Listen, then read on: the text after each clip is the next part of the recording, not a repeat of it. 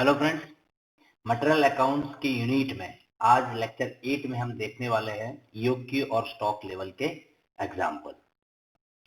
तो वैसे तो ईओक्यू और स्टॉक लेवल ये दोनों जो भी टर्म्स है वो हमारे जो प्रीवियस वीडियोस थी इसमें हमने ऑलरेडी डिस्कस कर दिया है, लेकिन आज आपका थोड़ा और प्रैक्टिस हो जाए इसीलिए हम न्यूमेरिकल सम सॉल्व करेंगे। ठीक है, तो देखो हमारी जो भी प्रीवियस वीडियोस है मटेरियल अकाउंट्स की, तो ये मटेरियल अकाउंट्स यूनिट की जो भी प्रीवियस वीडियो है 1 to 7 तक, ठीक है, कहाँ से कहाँ तक, तो 1 to 7 तक। तो ये 1 to 7 तक की सारी वीडियोस में जो मटेरियल अकाउंट्स में जो भी पॉइंट्स आ रहे हैं वो हमने ऑलरेडी डिस्कस कर दिया है, जिसमें हमने स्टार्ट किया था ईओक्यू से। ठीक है, ईओक्यू कर दिया था और उसके अलावा स्टॉक लेवल उनकी जो फॉर्मूला जो न्यूमेरिकल सम भी किया था। इसके अलावा होता है मटेरियल टर्नओवर रेशियो, तो उनके कॉन्सेप्ट और उनकी फॉर्मूलाज उनका न्यूमेरिकल सम सॉल्व किया था।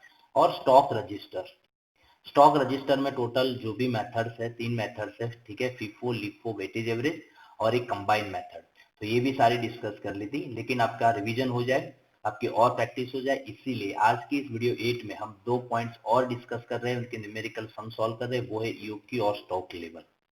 तो ये दोनों पॉइंट समझने के लिए सबसे पहले हम देख रहे हैं हमारा एग्जाम्पल। तो ये है आपका स्टेटमेंट। सबसे पहले स्टेटमेंट रीड कर देते हैं। तो Jagdish Gurjar company limited manufacture special product Narmada by product, the following particular were collected for the year 2009। सबसे पहले बताया monthly demand of the Narmada by product is 1200 unit, यानी उनका जो रॉ मटेरियल है उनकी डिमांड, उनका कंजप्शन कितना है पर मंथ 1200 यूनिट। फिर है cost of placing an order, यानी ऑर्डरिंग कॉस्ट है ₹225। Annual carrying cost per unit, यानी वो है आपके एनुअल कॉस्ट जो आपको रुपीज में दिया है। इसके अलावा नॉर्मल यूजेस को हम बोलते हैं एवरेज यूजेस। नॉर्मल यूजेस का मतलब निकालना है आपको यहाँ पे एवरेज यूजेस यानी एवरेज कंजप्शन, और ये मिनिमम यूजेस यानी मिनिमम कंजप्शन दिया है। रीऑर्डर पीरियड यानी आपका जो ऑर्डरिंग पीरियड है वो दिया है। तो ऑर्डरिंग पीरियड है 1 to 5 वीक, इसका मतलब ये हुआ कि मिनिमम आपका 1 वीक है और मैक्सिमम 5 वीक है। ठीक है, कंप्यूट फ्रॉम द अबोव, ये ऊपर की जो भी इंफॉर्मेशन है उससे आपको उनके हेल्प से आपको ये भी जो भी कैलकुलेशन यहाँ बताइए वो आपको सॉल्व करना है। तो सबसे पहला है आपका ईओक्यू यानी इकोनॉमिक ऑर्डर क्वांटिटी। तो देखो कैसे सॉल्व करेंगे हम, तो सारी फॉर्मूलाज ऑलरेडी हमने आगे डिस्कस की थी, तो आपको पता होना चाहिए। तो ईओक्यू फाइंड करना, ईओक्यू में 2 फॉर्मूलाज है।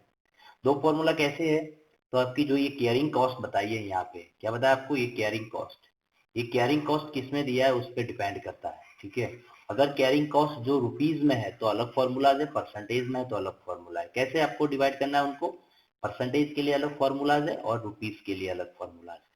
तो यहाँ आपको कैरिंग कॉस्ट किस में दी है, रुपीज में दी है, तो आपको रुपीज वाले फॉर्मूला का यूज करना है। और ये जो रुपीज वाली फॉर्मूला है वो किस तरह है वो हम देख लेते हैं। देखिए, तो इसमें आपको ये फॉर्मूला का यूज करना होगा 2AO divided by C, simple. चलो, इसमें A इज इक्वल आपको क्या लेना है, तो एनुअल कंजप्शन लेना है। क्या लेना होता है, एनुअल यूजेस। ठीक है, यानी एनुअल कंजप्शन। तो फिर देखो यहाँ क्या बताया आपको, यहाँ बताया आपको ये मंथली डिमांड यानी मंथली कंजप्शन दिया है 1200 यूनिट। तो सबसे पहले आपको काम करना है, उनको ईयरली में कन्वर्ट कर देना है। इसी मंथली है तो 12 से मल्टीप्लाई करेंगे तो पर ईयरली हो जाएगा। ठीक है, चलो ओ क्या लेना है, ओ का मतलब है ऑर्डरिंग कॉस्ट। तो यहाँ बता दिया, देखो cost of placing an order, तो उनकी कॉस्ट कितनी है, ₹225। तो चलो ये भी दे दिया आपको। और सी का मतलब होता है कैरिंग कॉस्ट, तो कैरिंग कॉस्ट यहाँ रुपीज में दिया है 39। तो सारी वैल्यूज आपके पास है, you have to put in the formula and the give a simplification. तो हम आगे जा रहे हैं। टू ए का आंसर है 14,400, ओ का आंसर है 225 और सी का आंसर है 39। चलो, तो क्या करेंगे हम, 2 मल्टीप्लाई बाय 14,400 मल्टीप्लाई बाय 225 और डिवाइडेड बाय 39, जो भी आंसर आएगा उनका स्क्वायर रूट निकाल देंगे। तो आपका आंसर आ रहा है 407.62। देखो अब ये यूनिट में लिखना है तो हम आधा यूनिट तो लेने जाएंगे नहीं, इसीलिए हम लिखेंगे 408 यूनिट्स। तो ये आपका क्या मिल गया, आपको ईओक्यू मिला, ये आपका है ईओक्यू। तो उसी तरह आपको जाना होता है, ठीक है, तो ये आपका सॉल्यूशन है। और मुझे लग रहा है जहां तक इसमें कोई वैसे कोई प्रॉब्लमेटिक चीज नहीं है, आपको आसान से उनका आंसर मिल जाएगा। तो ये आपका सॉल्यूशन है। आगे देख रहे हैं हमारा सेकंड क्वेश्चन क्या है भाई। तो number of order to be place in a year, year में हम कितने ऑर्डर प्लेस करेंगे वो आपको दिखाना है। तो number of order placed in a year, इसके लिए हम देखेंगे, देखो ये आपका सॉल्यूशन होगा। उनके लिए भी आपको एक फॉर्मूला ही याद करनी है, नंबर ऑफ ऑर्डर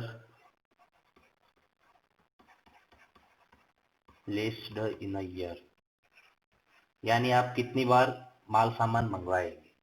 तो उनकी फॉर्मूला सिंपल है, एनुअल कंजप्शन, यानी एनुअल, यूजेस लिखे या कंजप्शन लिखे दोनों एक ही चीज है। डिनोमीटर से हम लिख देंगे EOQ। तो एनुअल कंजप्शन आगे हमने फाइंड कर दिया था अभी अभी 14,400, और EOQ का आंसर है आपका 408। तो क्या आंसर मिलेगा आपको, 14,400 डिवाइडेड बाई है 408। तो आंसर आ रहा है आपका 35.29। क्या आंसर आ 35.29।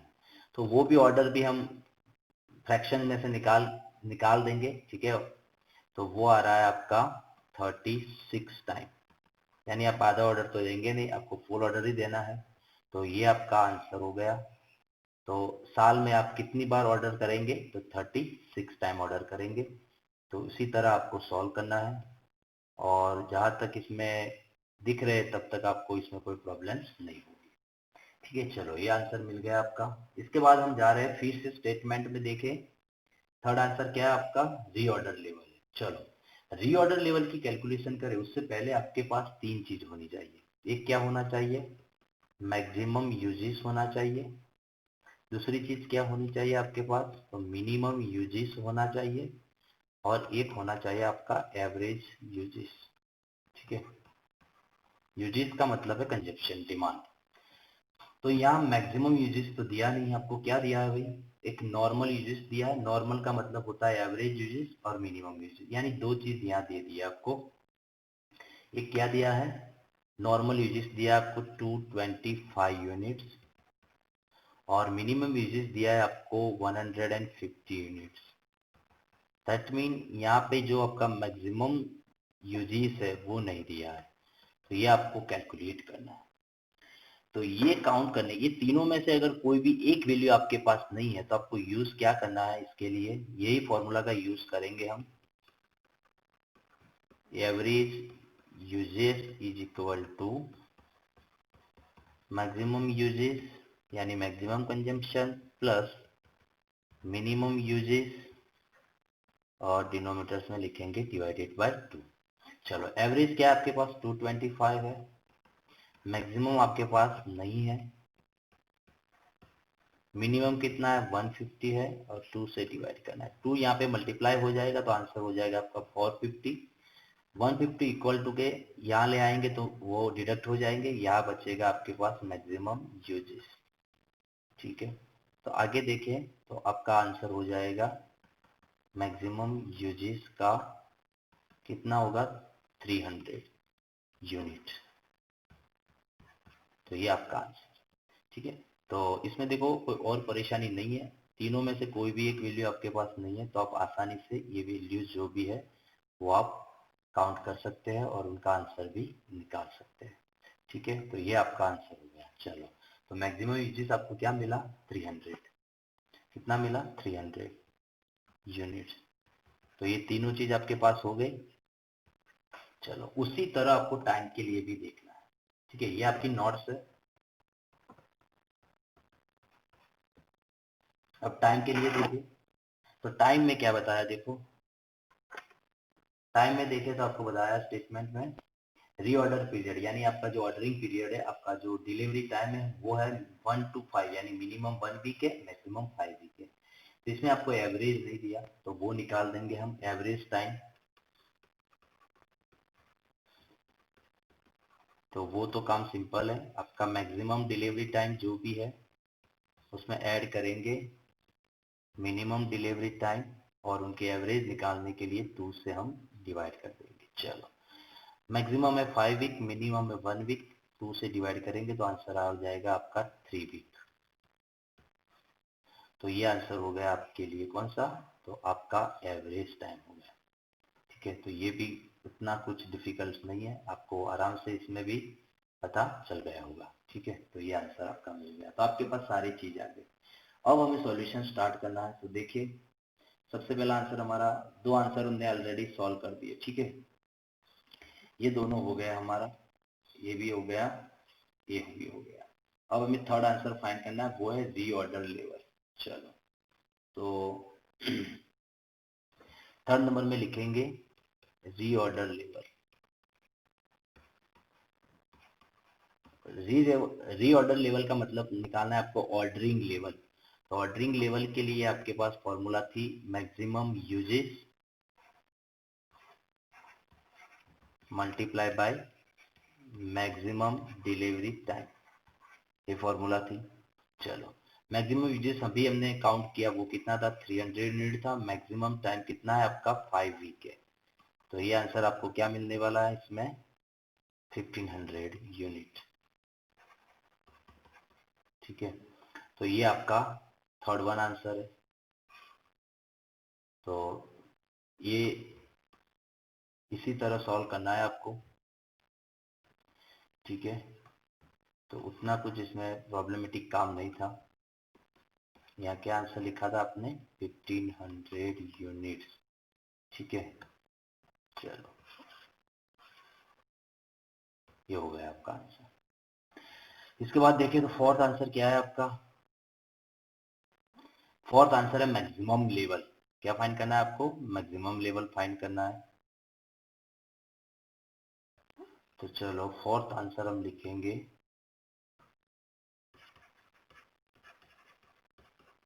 Maximum level. तो उनका फॉर्मूला है ऑर्डरिंग लेवल। ऑर्डरिंग लेवल का मतलब होता है रीऑर्डर लेवल।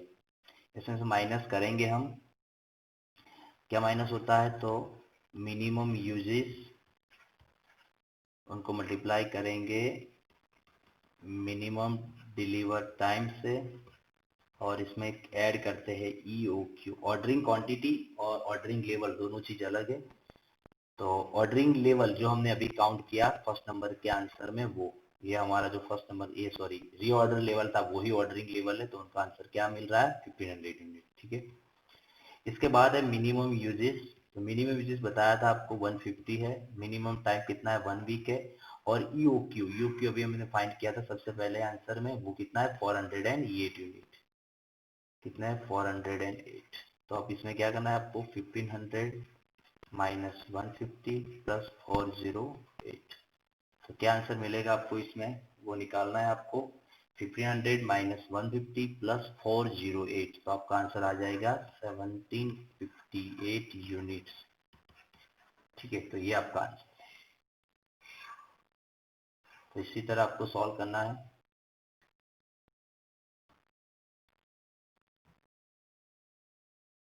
तो ये आपका फोर्थ आंसर होगा। ठीक है, चलो अब आगे देखते हैं फिफ्थ आंसर के लिए।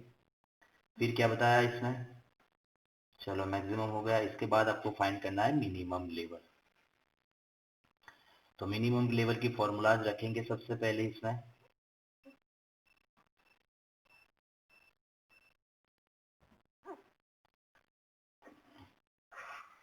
कौन सा आंसर था आपका मिनिमम लेवल का, 5 नंबर।